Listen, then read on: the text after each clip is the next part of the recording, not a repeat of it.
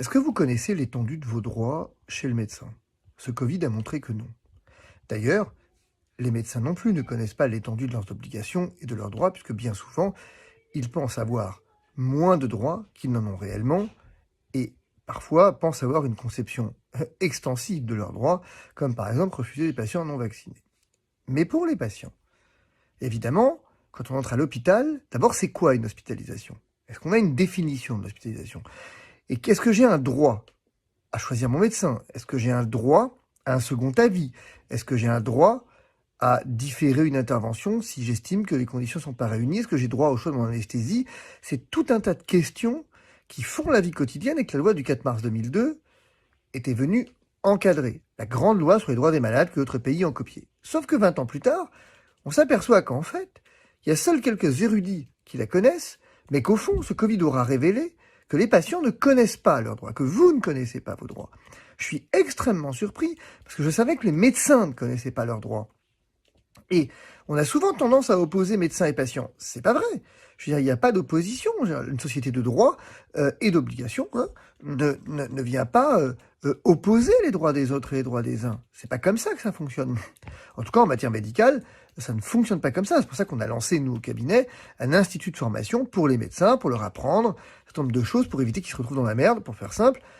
Mais dans la merde, ça veut dire effectivement leur apprendre à pas avoir de procès avec les patients. Et donc, notamment avec la CPAM. Et vous, ce qui est important, c'est de vous apprendre que vous avez des droits. Avec votre médecin, avec votre podologue, que sais-je, votre infirmier, votre kiné, hospitalisation, à domicile, 2 jours, longue. C'est extrêmement important. Un droit qui ne s'exerce pas est un droit qui se périme. Ça, c'est le premier point. Pour cette formation qui commence vendredi soir à Rambouillet, je vais tourner partout en France.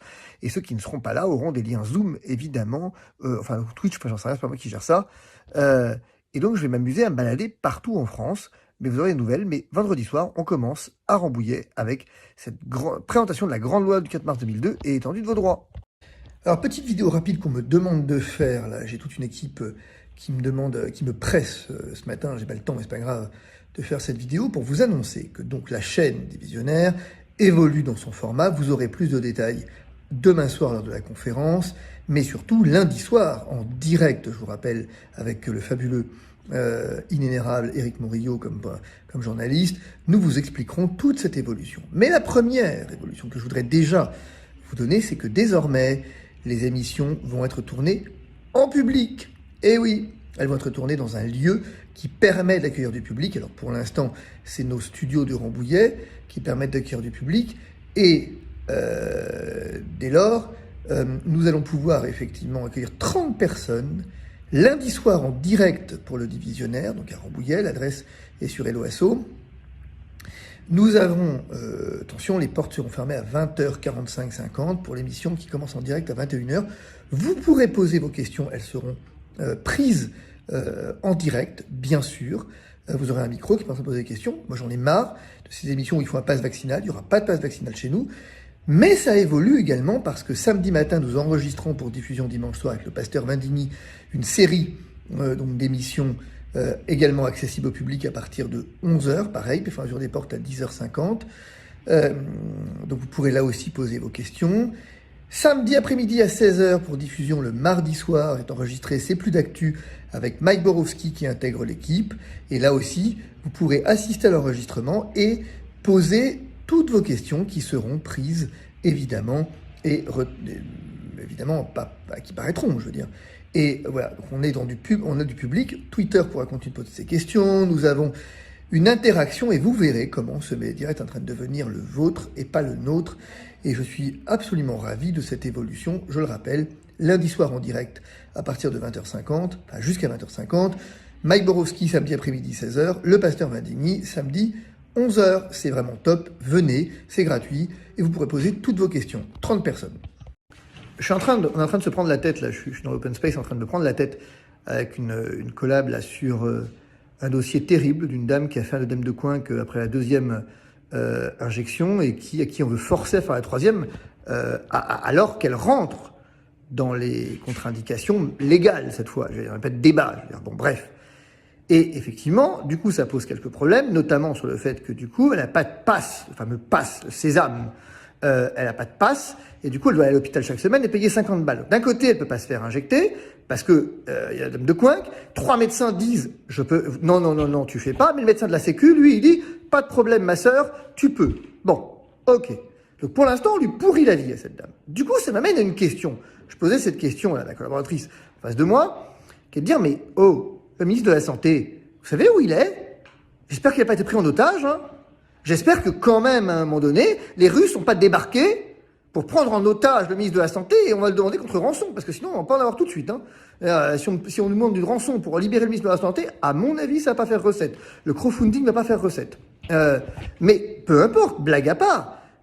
Car évidemment, vous avez compris que c'était une blague. Je n'appelle pas à l'enlèvement du ministre de la Santé, ça va de soi, je précise pour les imbéciles. Mais mon propos est ailleurs.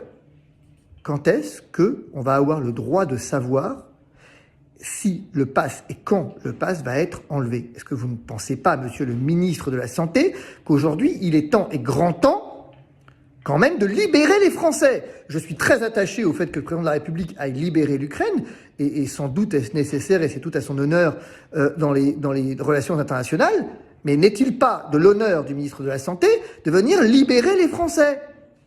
Quand même. Je me permets de vous rappeler que le pass vaccinal n'est pas une situation normale.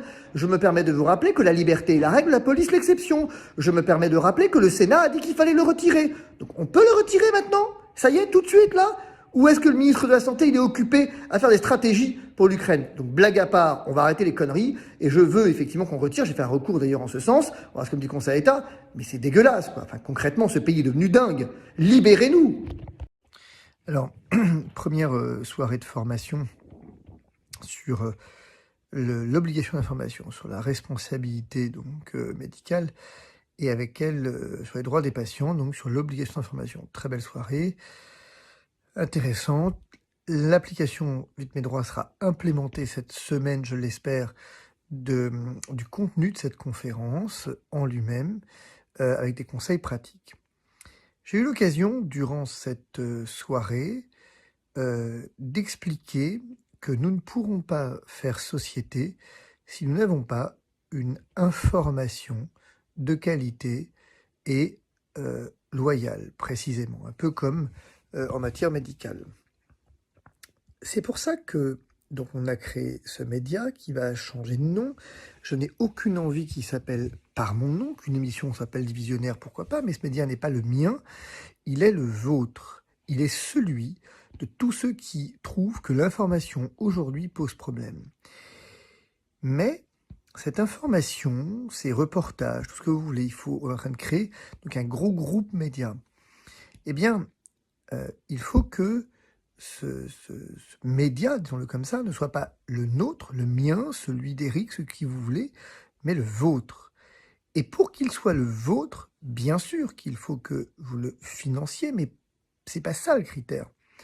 Le critère, c'est qu'il faut que vous choisissiez les programmes, il faut que vous votiez sur les programmes, il faut que vous proposiez des programmes sur une plateforme qu'on est en train de mettre en place interactive. En fait, au travers de l'association, l'idée, c'est que être adhérent à l'association vous confère le droit de choisir vos programmes, et les programmes que vous voudrez seront diffusés, seront montés, les invités que vous voulez seront invités. Ce média est le vôtre, il est à vous. Et pareil pour les reportages, nous diffuserons sur Rumble, sur YouTube, et si les sujets sont trop touchy, effectivement, nous irons sur Rumble. Il n'y a pas de censure, ce média est le vôtre, c'est vous qui choisissez les programmes. Je vous en dis plus lundi soir.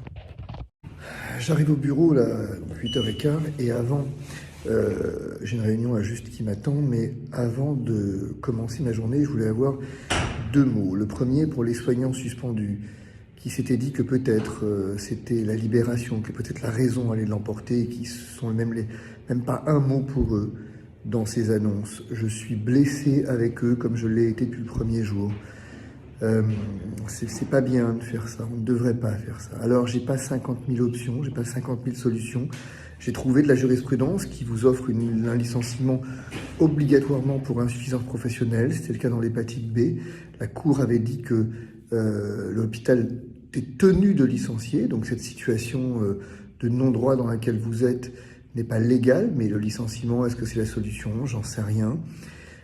La réintégration, le Conseil d'État veut pas. Je vais réessayer encore et encore. Je vais aller, la Cour européenne des droits de l'homme est saisie de l'obligation vaccinale. Je vais tenter la Cour de justice de l'Union européenne, enfin la Commission européenne par la voie du recours en manquement, mais vous le savez, je veux dire, voilà, vous avez vu l'état de nos institutions. Les soignants, évidemment, et tous les autres, on a à bon droit rappelé qu'il n'y a pas que les soignants suspendus, et merci de le rappeler. Merci de rappeler que les abus de langage peuvent blesser, que les raccourcis peuvent blesser. Bien sûr que tout le monde est concerné, tous ceux soignants ou non qui sont concernés par la suspension sont aujourd'hui, j'ai presque envie de dire, dans mon âme presque. Voilà, deuxième pensée. Alors aussi, il y a l'expatriation sur laquelle il faut vraiment réfléchir parce que vraiment, je sais que c'est pas facile, mais on peut en parler au moins. J'ai pas de baguette magique, moi je vends pas de baguette magique. Et deuxième élément, pour toutes les personnes qui sont soumises à passe sanitaire pour aller à l'hôpital, j'ai pas de mots, je cherche des solutions, mais je suis limité face à la démocrature, comme on dit maintenant. Je suis limité, mais je cherche encore, et pour vous dire que je n'abandonne absolument personne, ni le matin, ni le soir.